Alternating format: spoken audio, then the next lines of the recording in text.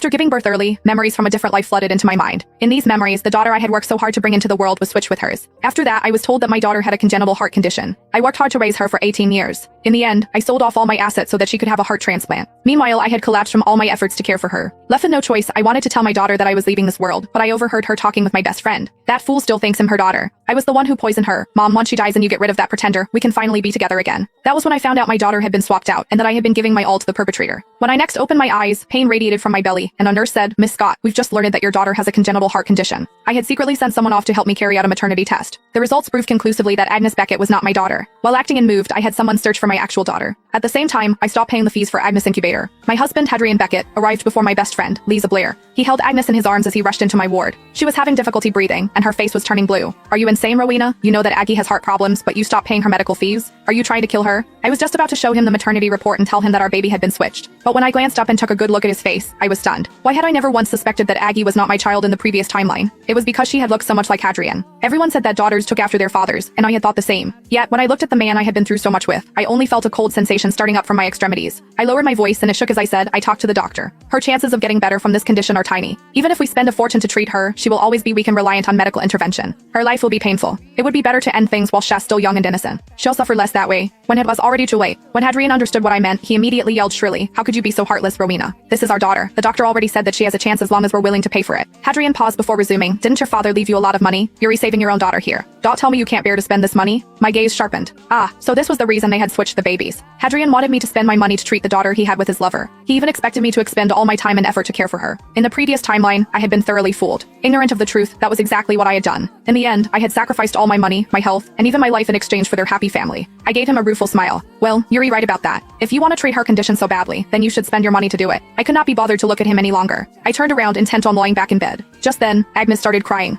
It was such perfect timing. Hadrian seemed to find a great way to guilt me. Loudly, he announced, "Listen, the baby's crying. She's looking for her mother. Yuri, her mother, Rowena. How could you abandon her just because she's a little sick? Are you so heartless?" The ward door opened again. The nurse stopped at the door in the middle of doing her rounds, her unsure, judging gaze stopping on me. Hadrian's voice became louder, as if he wanted the whole floor to come over and watch. "Won't you come and be the judge here? What kind of mother abandons her child because she is sick? I only wish to save the girl's life, but this woman won't even part with her money." As Hadrian had hoped, several people poked their heads into the ward, and whispers started up. The gazes shot my way were either curious or disdainful. They were like knives in my back. Hadrian had brought this fight into the court of opinion. I had been turned into a cruel and heartless mother who would let my own daughter die. Meanwhile, he was the loving and dedicated father. I let out an abrupt laugh and reached out toward him. "Yuri, right, give me the baby." Hadrian was frozen for a moment. There was a flash of triumph in his eyes. He thought that I was too soft-hearted and had relented. He quickly passed Agnes to me. I held Agnes close in my embrace. She was so small, so light. She had the fragile warmth unique to a newborn. In the depths of my heart, the protective instincts of a mother shone through.